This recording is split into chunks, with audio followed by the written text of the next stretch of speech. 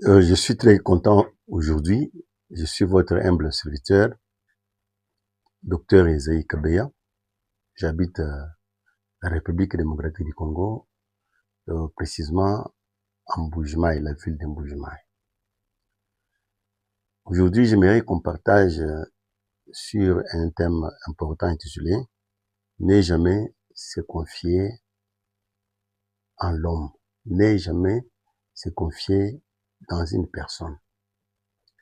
Nous pouvons tirer cela dans le livre de Jérémie, au chapitre 17, Jérémie 17, le 5e verset.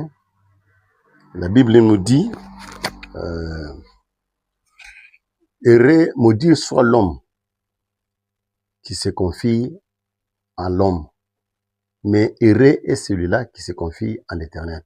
Mais celui qui se confie dans l'homme, la Bible nous dit qu'il est comme un arbre qui est planté dans le désert, dans les lieux arides. Rien ne peut réussir avec un homme qui a ses penchants, qui tourne toujours ses désirs vers les hommes. Non, non, non, non.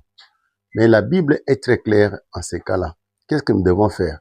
Nous devons porter beaucoup plus nos regards d'espérance à Dieu seul, le créateur des terres et des cieux, parce que l'homme est immuable. L'homme est flexible. L'homme n'a pas de force de 2 pieds sur la terre.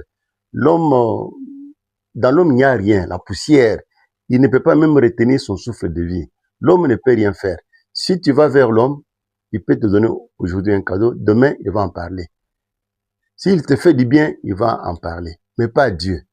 Quand Dieu te donne le matin, il peut le faire à midi, le soir, et même pendant la nuit, il peut te le faire. Voyez-vous, avec la pluie, il donne la pluie à tout le monde. Il donne le soleil à tout le monde. Dieu donne le sommeil, même aux méchants, ils dorment. Même aux saints, Dieu les raccorde aussi ces opportunités-là. Mais ici, vous allez vous rappeler une femme. Elle a passé son accord avec son ami pour manger son fils pendant le temps de la famine. Elle accepte de confier, de donner sa fille, sacrifier son enfant. Et quand le jour est venu, elle pose le problème à cette femme-là, dit non, hier nous avons mangé mon fils, aujourd'hui tu donnes sur les tiens, nous allons se les manger. L'autre a refusé avec son enfant. Et il s'est retrouvé devant une équation difficile. Et heureusement, il a vu le roi qui passait, qui faisait la tour de son palais. Elle crie vers le roi. Il dit, roi, et pitié, secours-moi, mon roi. Mais écoutez,